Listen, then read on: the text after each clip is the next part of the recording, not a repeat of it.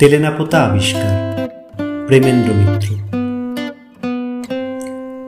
শনি ও মঙ্গলের মঙ্গলই হবে বোধ হয়। যোগাযোগ হলে তেলেনাপোতা আপনারাও একদিন আবিষ্কার করতে পারেন। অর্থাৎ কাজে কর্মে মানুষের ভিড়ে হাঁপিয়ে ওঠার পর যদি হঠাৎ দুদিনের জন্য ছুটি পাওয়া যায়, আর যদি কেউ এসে ফুসলানি দেয় যে কোনো এক আশ্চর্য সরোবরে পৃথিবীর সবচেয়ে সরলতম মাছেরা এখনও তাদের জলজীবনের প্রথম বড়শিতে হৃদয়বিদ্ধ করবার জন্যে উদ্গ্রীব হয়ে আছে, আর জীবনে কখনো কয়েকটা পুঁটি ছাড়া অন্য কিছু জল থেকে টেনে তোলার সৌভাগ্য যদি আপনার না হয়ে থাকে, তাহলে হঠাৎ একদিন তেলেনাপোতা আপনিও আবিষ্কার করতে পারেন। তেলেনাপোতা আবিষ্কার করতে হলে একদিন বিকেলবেলার পড়ন্ত রোদে জিনিসে মানুষে ঠাসাঠাসি একটা বাসে গিয়ে আপনাকে উঠতে হবে। তারপর রাস্তার ঝাঁকানির সঙ্গে মানুষের গুঁতো খেতে খেতে ভাদ্রের গরমে ঘামে ধুলোয় চটচটে শরীর নিয়ে ঘণ্টা দুয়েক বাদে রাস্তার মাঝখানে নেমে পড়তে হবে আচমকা। সামনে নিচু একটা জলার মতো জায়গার উপর দিয়ে ঘর ঘর সব বাসটি চলে গিয়ে ওধারে পথের বাঁকে অদৃশ্য হবার পর দেখবেন সূর্য এখনো না ডুবলেও চারিদিক ঘন জঙ্গলে অন্ধকার হয়ে এসেছে। কোনো দিকে চেয়ে জনমানব দেখতে পাবেন না। মনে হবে পাখিরাও যেন সভয়ে সে জায়গা পরিত্যাগ করে চলে গিয়েছে। একটা স্যাঁতসেঁতে ভিজে ভ্যাপসা আবহাওয়া টের পাবেন।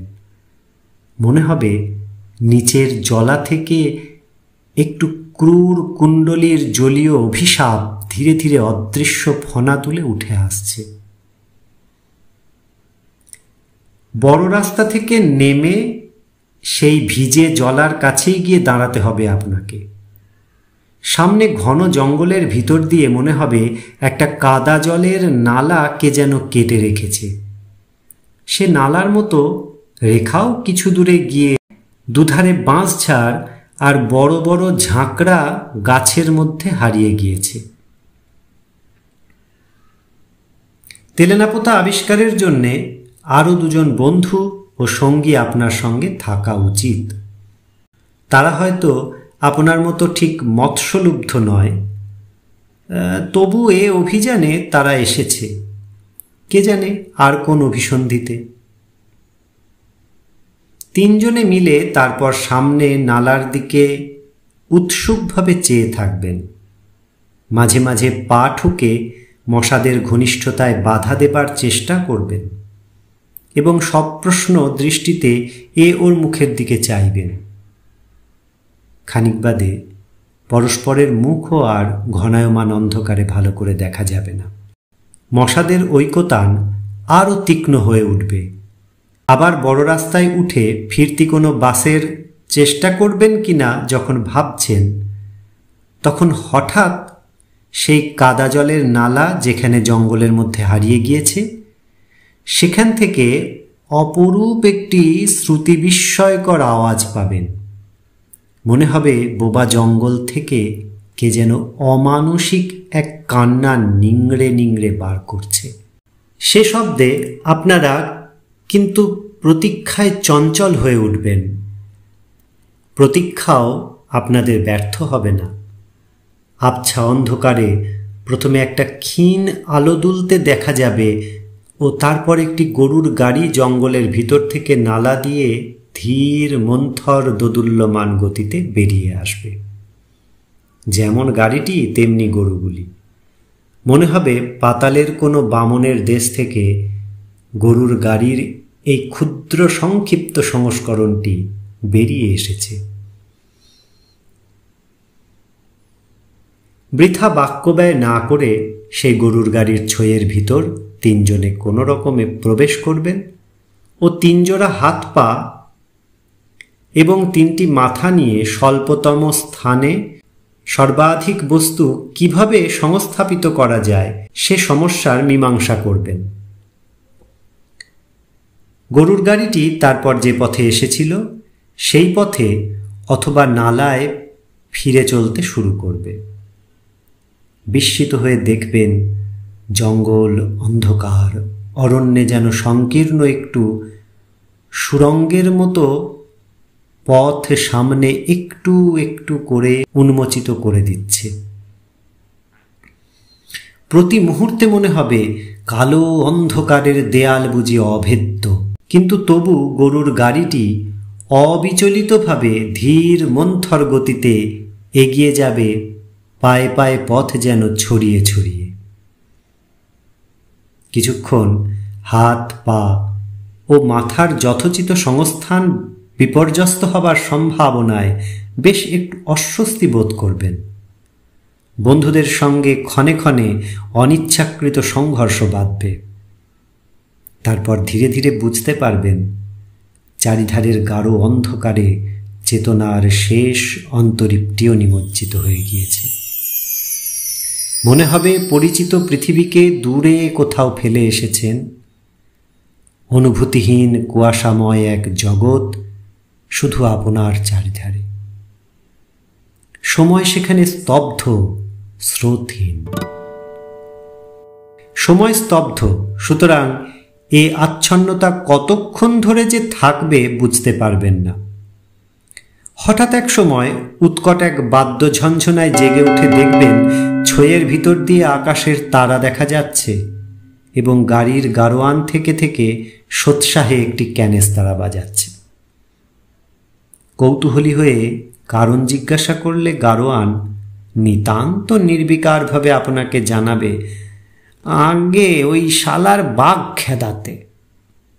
ব্যাপারটা ভালো করে হৃদয়ঙ্গম করার পর মাত্র ক্যানেস্তারা নিনাদে ব্যাঘ্র বিতারণ সম্ভব কিনা কম্পিত কণ্ঠে প্রশ্ন আপনি উত্থাপন করবার আগেই গাড়োয়ান আপনাকে আশ্বস্ত করবার জন্যে জানাবে যে বাঘ মানে চিতাবাঘ মাত্র, এবং নিতান্ত ক্ষুধার্ত না হলে এই ক্যানেস্তারা নিনাদই তাকে তফাৎ রাখবার পক্ষে যথেষ্ট। মহানগরী থেকে মাত্র 30 মাইল দূরে ব্যাঘ্র সংকুল এইরকম স্থানের অস্তিত্ব কি করে সম্ভব আপনি যতক্ষণ চিন্তা করবেন ততক্ষণে গরুর গাড়ি বিশাল একটা মাঠ পার হয়ে যাবে। আকাশে তখন কৃষ্ণপক্ষের বিলম্বিত ক্ষয়িত চাঁদ বোধহয় উঠে এসেছে। তারই স্থিমিত আলোয় আবছা বিশাল মৌন সব প্রহরী গাড়ির দুপাশ দিয়ে ধীরে ধীরে সরে যাবে।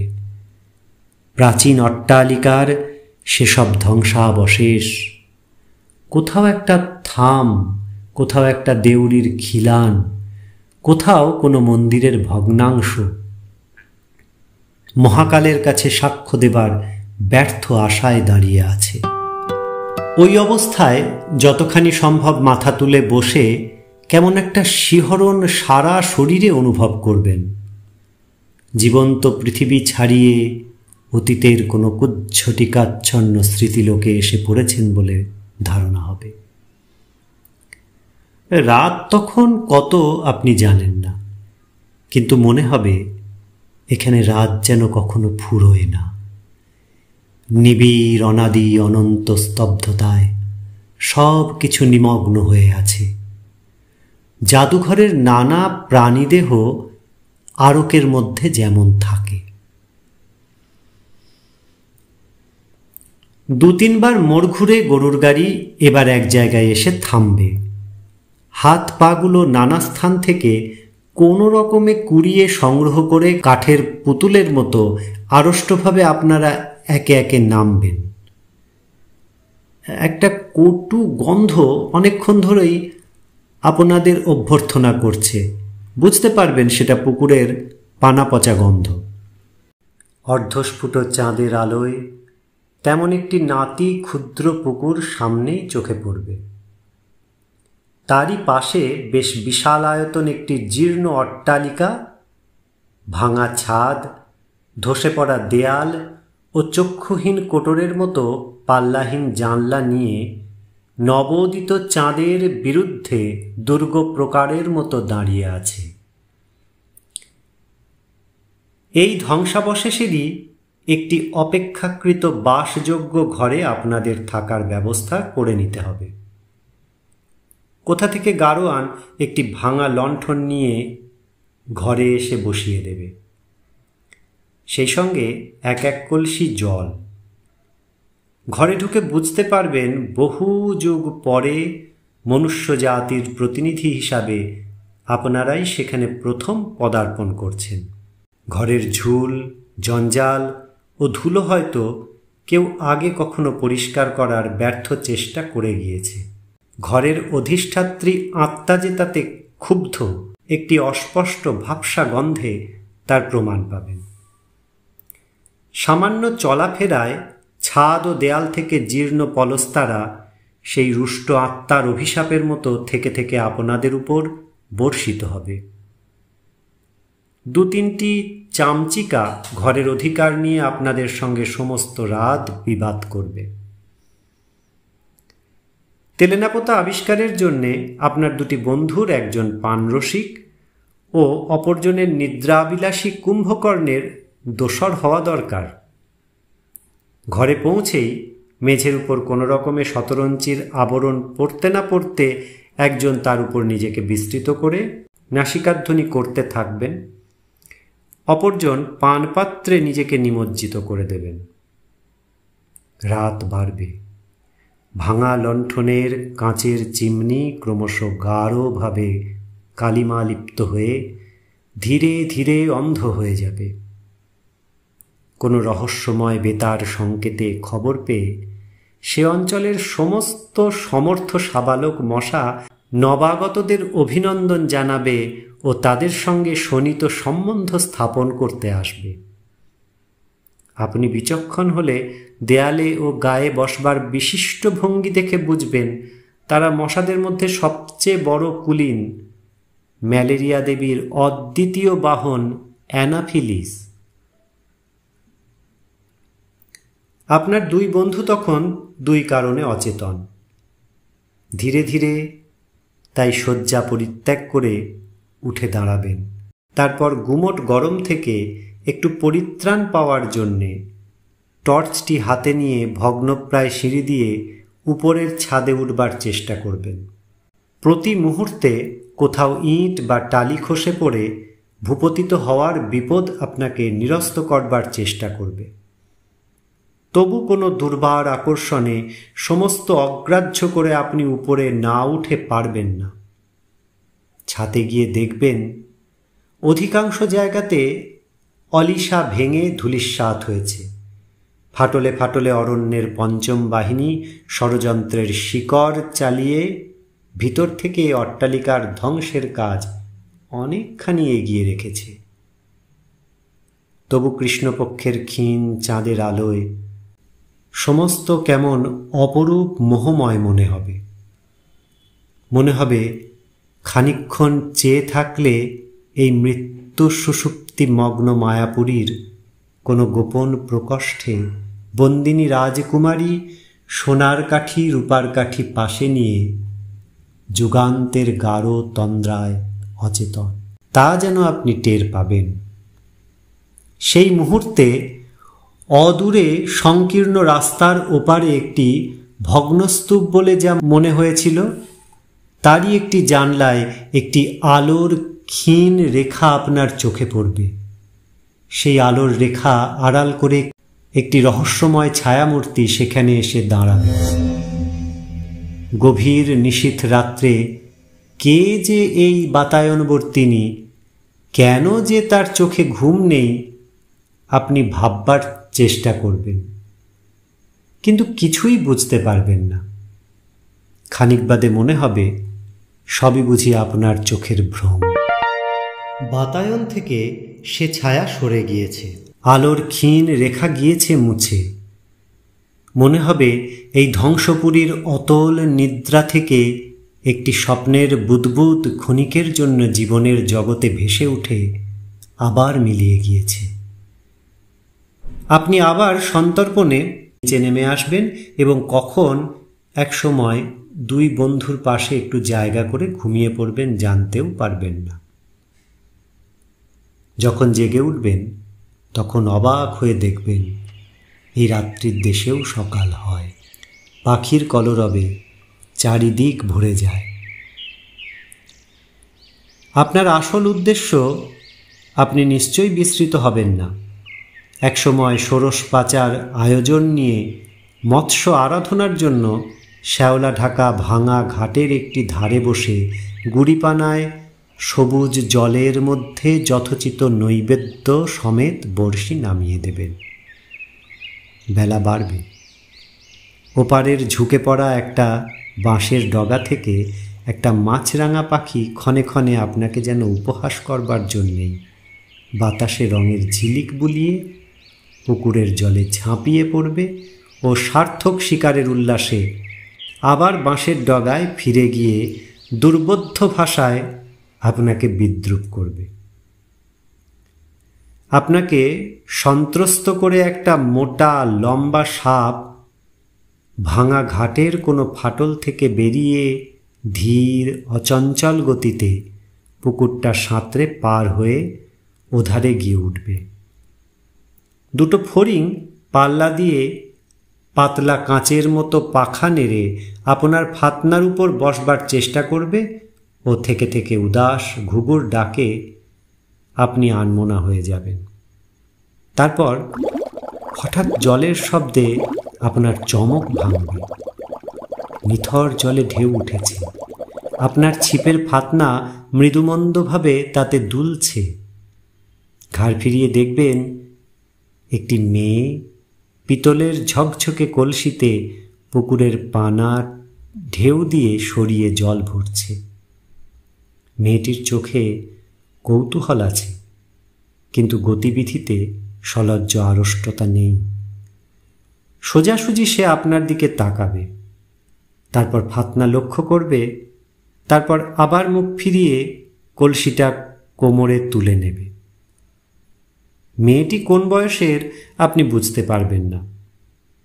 তার মুখের শান্ত করুণ গাম্ভীর্য দেখে মনে হবে জীবনের সুদীর্ঘ নির্মম পথ সে পার হয়ে এসেছে। তার ক্ষীণ দীর্ঘ অপুষ্ট শরীর দেখলে মনে হবে কৈশোর অতিক্রম করে যৌবনে উত্তীর্ণ হওয়া তার যেন স্থগিত হয়ে আছে। কলসি নিয়ে চলে যেতে যেতে ফিরে তাকিয়ে মেয়েটি হঠাৎ বলবে, বসে আছেন কেন, টান দিন। সে কণ্ঠ এমন শান্ত মধুর ও গম্ভীর যে এভাবে আপনা থেকে অপরিচিতের সঙ্গে কথা বলা আপনার মোটেই অস্বাভাবিক ঠেকবে না। শুধু আকস্মিক চমকের দরুন বিহ্বল হয়ে ছিপে টান দিতে আপনি ভুলে যাবেন। তারপর ডুবে যাওয়া ফাতনা আবার ভেসে উঠবার পর ছিপ তুলে দেখবেন বড়শিতে টোপ আর নেই। একটু অপ্রস্তুতভাবে মেয়েটির দিকে আপনাকে এবার তাকাতেই হবে।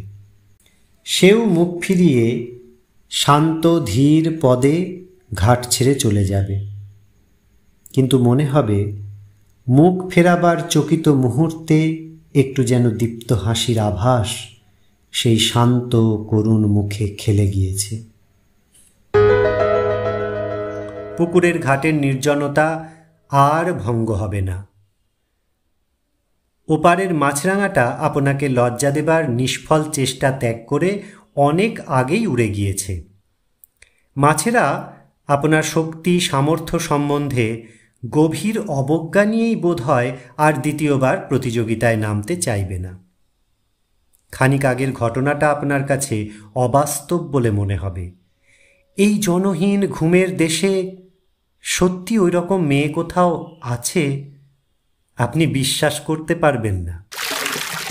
এক সময়ে হতাশ হয়ে আপনাকে সাজ সরঞ্জাম নিয়ে উঠে পড়তে হবে।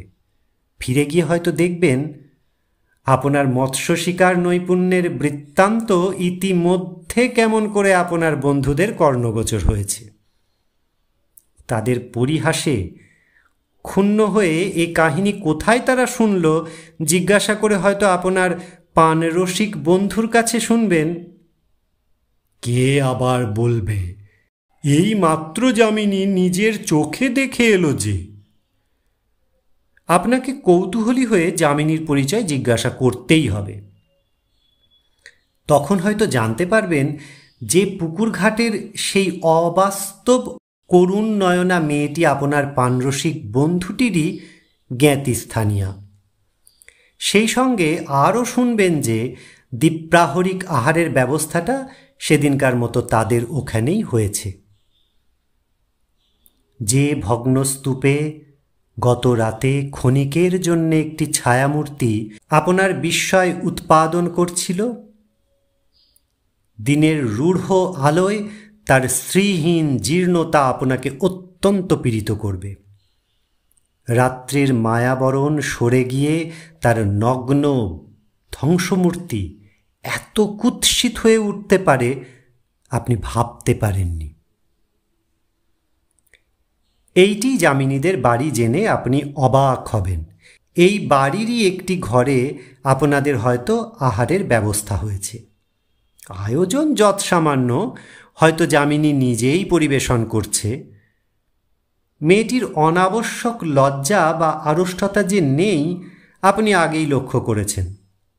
শুধু কাছ থেকে তার মুখের করুণ গাম্ভীর্য আরও বেশি করে আপনার চোখে পড়বে। এই পরিত্যক্ত বিস্মৃত জনহীন লোকালয়ের সমস্ত মৌন বেদনা যেন তার মুখে ছায়া ফেলেছে। সব কিছু দেখেও তার দৃষ্টি যেন গভীর এক ক্লান্তির অতলতায় নিমগ্ন। একদিন যেন সে এই ধ্বংসস্তূপেই ধীরে ধীরে বিলীন হয়ে যাবে।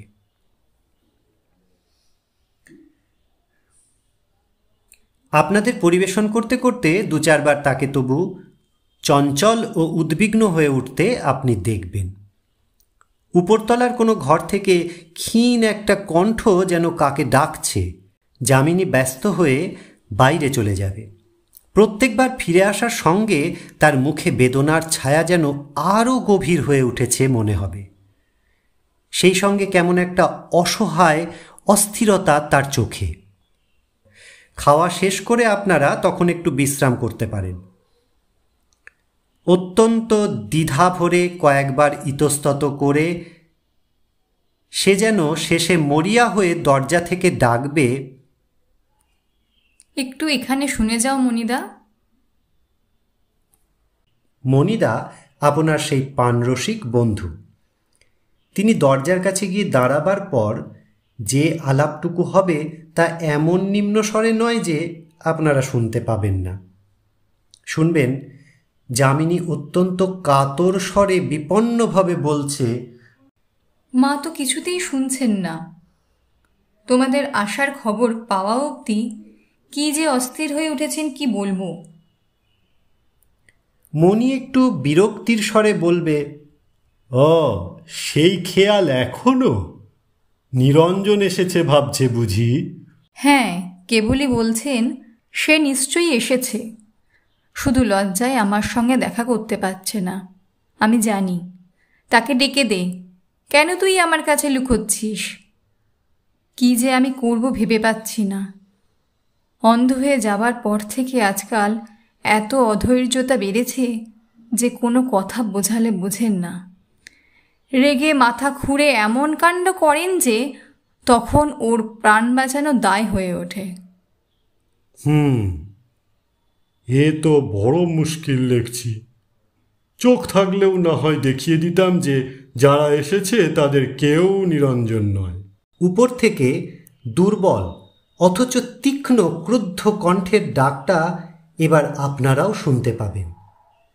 যামিনী এবার কাতর কণ্ঠে অনুনয় করবে, তুমি একবারটি চলো মণিদা, যদি একটু বুঝিয়ে সুঝিয়ে ঠান্ডা করতে পারো। আচ্ছা, তুই যা, আমি আসছি।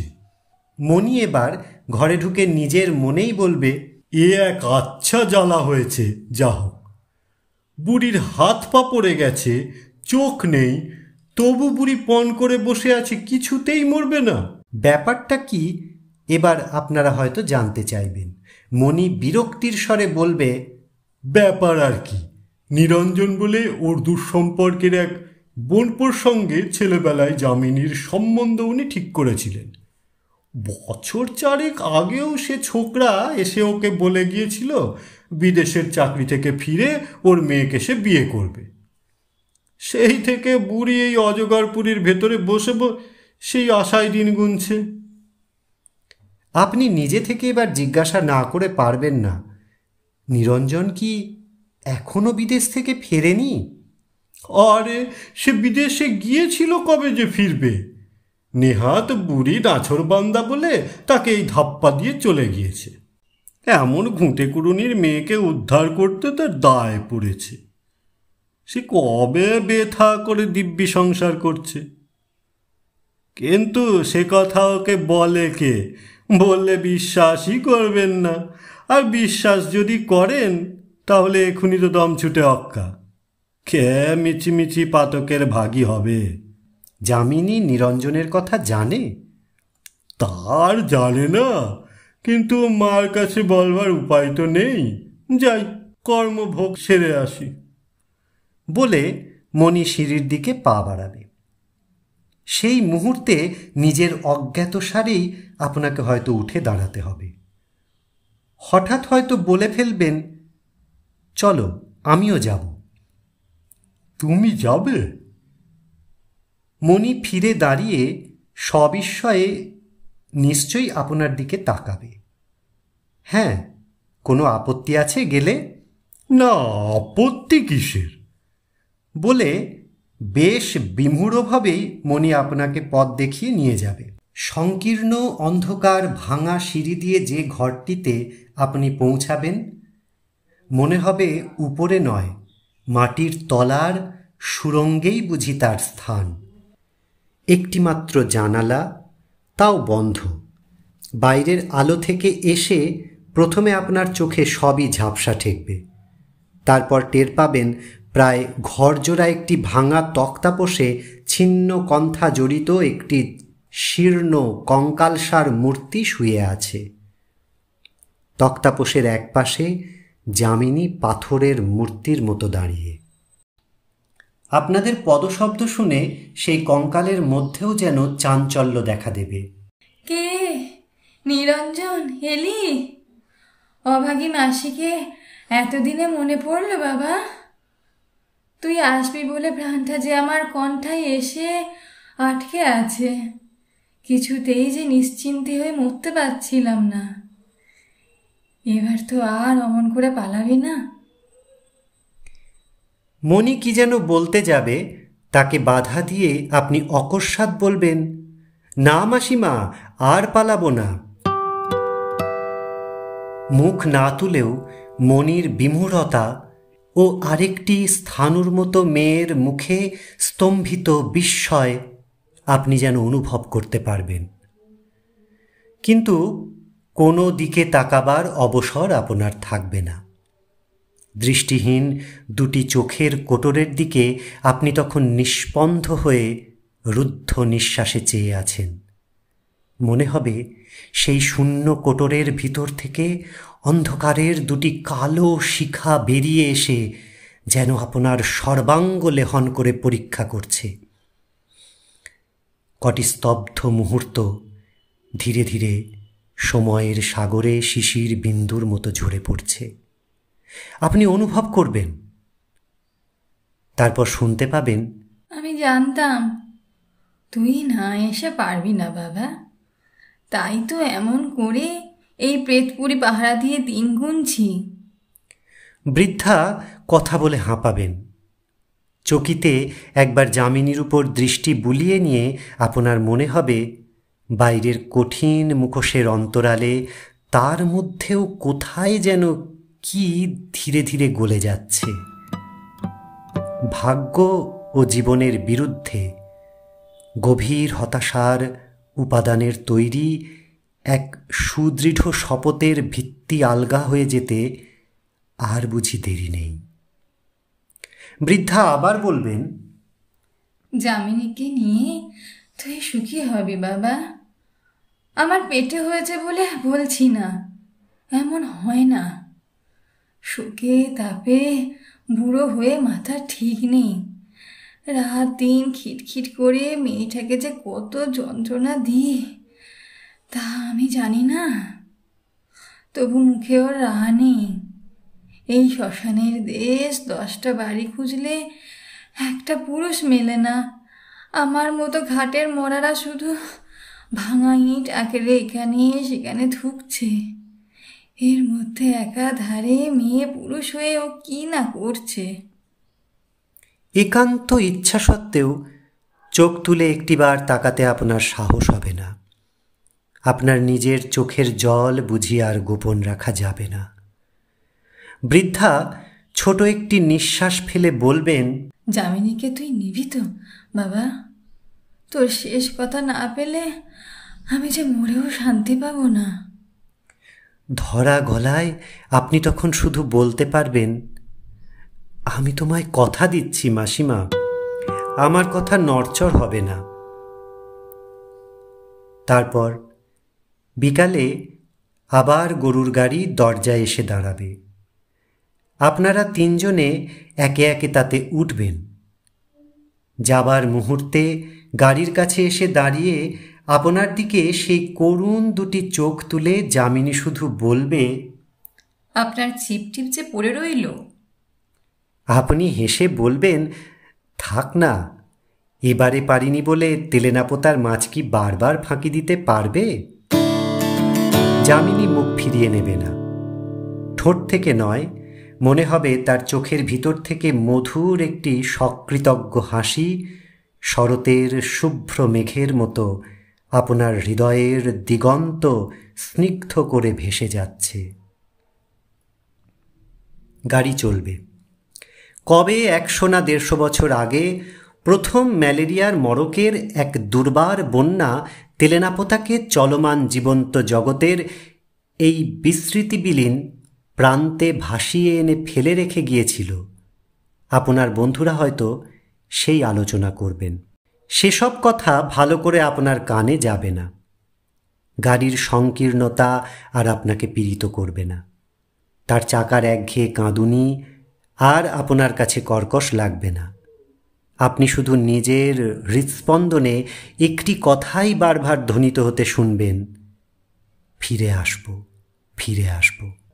মহানগরের জনাকীর্ণ আলোকোজ্জ্বল রাজপথে যখন এসে পৌঁছবেন, তখন আপনার মনে তেলেনাপোতার স্মৃতি সুদৃঢ় অথচ অতি অন্তরঙ্গ একটি তারার মতো উজ্জ্বল হয়ে আছে। ছোটোখাটো বাধা বিলম্বিত কটি দিন কেটে যাবে, ছোটোখাটো বাধা বিলম্বিত কটি দিন কেটে যাবে। মনের আকাশে একটু করে কুয়াশা জমেছে কিনা আপনি টের পাবেন না। তারপর যেদিন সমস্ত বাধা অপসারিত করে তেলেনাপোতায় ফিরে যাবার জন্যে আপনি প্রস্তুত হবেন, সেদিন হঠাৎ মাথার যন্ত্রণায় ও কম্প দেওয়া শীতে লেপ তোষক মুড়ি দিয়ে আপনাকে শুতে হবে। থার্মোমিটারের পারা জানাবে 105 ডিগ্রি। ডাক্তার এসে বলবে, ম্যালেরিয়াটি কোথা থেকে বাগালেন? আপনি শুনতে শুনতে জ্বরের ঘুরে আচ্ছন্ন হয়ে যাবেন। বহুদিন বাদে অত্যন্ত দুর্বল শরীর নিয়ে যখন বাইরের আলো হাওয়ার কম্পিত পদে এসে বসবেন, তখন দেখবেন নিজের অজ্ঞাতসারে দেহ ও মনের অনেক ধোয়া মোছা ইতিমধ্যে হয়ে গিয়েছে। অস্ত যাওয়া তারার মতো তেলেনাপোতার স্মৃতি আপনার কাছে ঝাপসা একটা স্বপ্ন বলে মনে হবে। মনে হবে তেলেনাপোতা বলে কোথাও কিছু সত্যি নেই। গম্ভীর কঠিন যার মুখ আর দৃষ্টি যার সুদৃঢ় করুণ, ধ্বংসপুরীর ছায়ার মতো সেই মেয়েটি হয়তো আপনার কোনো দুর্বল মুহূর্তের অবাস্তব কুয়াশার কল্পনা মাত্র। একবার ক্ষণিকের জন্যে আবিষ্কৃত হয়ে তেলেনাপোতা আবার চিরন্তন রাত্রির অতলতায় নিমগ্ন হয়ে যাবে। গল্প ভালো লাগলে অবশ্যই সাবস্ক্রাইব করুন, পাশে থাকুন। ধন্যবাদ।